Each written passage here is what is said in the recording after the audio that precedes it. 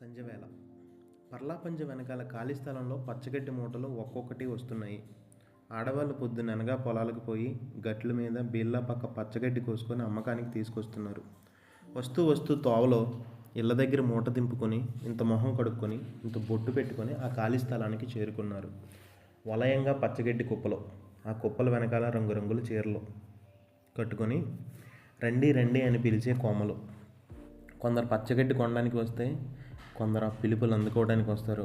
ఓ అయ్యా ఇటు, ఈ గడ్డి చూడయ్యా, లేత గడ్డయ్యా, గొడ్లకి ఇంకా తౌడయ్యక్కర్లా, ఇలా కేకలు.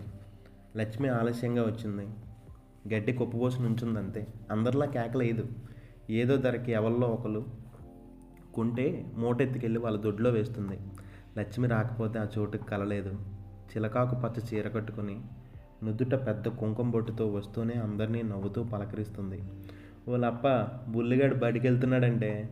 ఓ నూకాలు పిన్ని, అయ్యకి సులువుగా ఉందా. ఓ లబ్బు, సీతాలు అప్పుడే పవిట్లేస్తుంది. ఇలా అందరిలో కలిసిపోయేది. వయసులో ఉన్న లక్ష్మి మిలమిలలాడే కళ్ళతో గలగలా నవ్వుతూ అందరినీ పలకరిస్తుంటే మగాళ్ళ కళ్ళన్నీ లక్ష్మి మీదే. కానీ లక్ష్మితో సరసలాడడం అంటే భయం. ఓసారి పోలాయి లక్ష్మి దగ్గరికి వచ్చి గడ్డి బాగుందే అన్నాడు. తీసుకో బాబు అంది లక్ష్మి.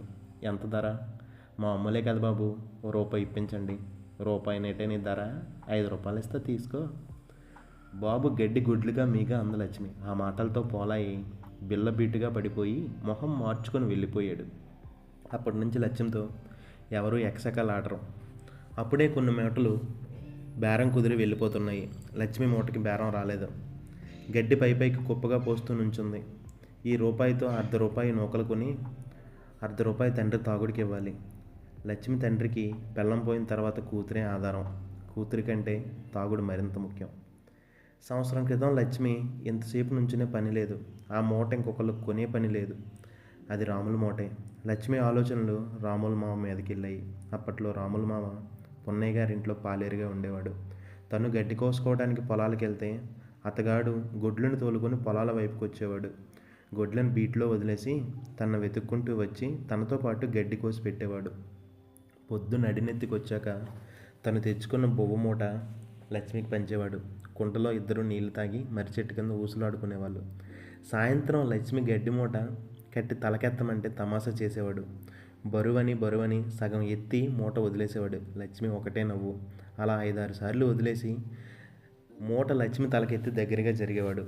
ఒంటికి ఒళ్ళంటుకునే వేళ లక్ష్మి మూతి బిగించి హే పోమావా అని గడ్డి మూటతోనే అవతలకు తోసేది. రాములు నవ్వుకుంటూ లక్ష్మి జడలాగేవాడు. రోజు ఇదే వరుస. డొంకలో నడుస్తూ కబుర్లాడుకుంటూ ఊళ్ళోకి వచ్చేవారు. లక్ష్మి సరాసరి పీర్లా పంజ దగ్గరికి వస్తే రాముల కొట్టంలోని గొడ్లను కట్టేసి గడ్డి మూట దగ్గరికి వచ్చేవాడు.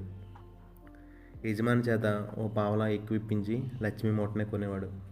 మామ, ఇందులో సగం గడ్డి నువ్వు కోసిందే కదా, నీ కట్టం నాకు ఇస్తున్నావా అని లక్ష్మి అంటే, నా బతుకు నీకు దారపోస్తున్నాను కదే అనేవాడు రాములు. రాములు తన బతుకు లక్ష్మికి దారపోయలేదు. పెద్దల్ని కాదనలేక డబ్బు అని భ్రమసి సీతాల మెడలో తాళి కట్టాడు. ఆనాటి నుంచి ఈనాటి దాకా రాములు లక్ష్మి ముఖం చూడలేదు. పాలేరుతనం మానేసి గేదెని కొనుక్కొని పాలు అమ్ముకుంటున్నాడు. లక్ష్మి నాకు ఇంతే ప్రాప్తం అనుకుంది. మనసు ఓదార్చుకొని నవ్వుతూ బతుకుతుంది. లక్ష్మి తండ్రి కూతురికి సంబంధాలు వెతక్కపోగా లంచం తిని 60 ఏళ్ల ముసలోడికి 3వ పెళ్ళంగా మనువు కుదిర్చాడు. రేపో మాపో లజ్జానికి బయలుదేరిపోవాలి. లక్ష్మి కళ్ళల్లో నీళ్లు తిరిగాయి. ఏం లక్ష్మి, మూటమ్మలేదా అని అడిగాడు వెంకయ్య. లేదయ్యా అంది. నాకేసయ్య ₹1 ఇస్తానన్నాడు. మూట ఎత్తుకొని లక్ష్మి నడుస్తుంటే వెంకయ్య తన ఇంటికి కాక రాములింటికి దోవ తీశాడు. లక్ష్మి రాములు గుమ్మం ముందు ఆగి, నీకు కాని వస్తువు నువ్వెందుకు కొనుక్కున్నావయ్యా అంది. వెంకయ్యకి తెలిసిందో లేదో తెలీదు. గడ్డి దొడ్లో వేయించి ₹2 చేతిలో పెట్టాడు. అంతలో రాములు పెళ్ళం సీతాలు వాకిట్లోకి వచ్చి లక్ష్మి బొట్టు పెట్టి నీకు పెళ్ళంటగా అంటూ రవికల గుడ్డ, పసుపు, కుంకుమ చేతికిచ్చింది. లక్ష్మికి కళ్ళు నీళ్ళైపోయినాయి. రాముల మా ఉన్నాడా, దండం పెట్టాడతాను అంది. అని సీతాలు లోపలికి వెళ్ళిందే కానీ అప్పటికే రాములు దొడ్లోంచి బయటికి వెళ్ళిపోయాడు. లక్ష్మి దిగులుగా ఇంటికి వచ్చేసింది. లక్ష్మి తండ్రి తాగుడికి లక్ష్మి సంపాదన ఎంత అవసరం అనుకున్నాడో భగవంతుడు. లక్ష్మిని 6 నెలల్లోనే పుట్టింటికి రప్పించేశాడు. మళ్ళీ గడ్డి మూటతో సాయంత్రం పిర్లా పంజ వెనకాల ఖాళీ స్థలంలో వచ్చి నిల్చుంది లక్ష్మి. అప్పుడు లక్ష్మి ముఖంలో నవ్వు లేదయ్యా. ఇప్పుడు ఆ లక్ష్మి ముఖంలో బొట్టు లేదయ్యా.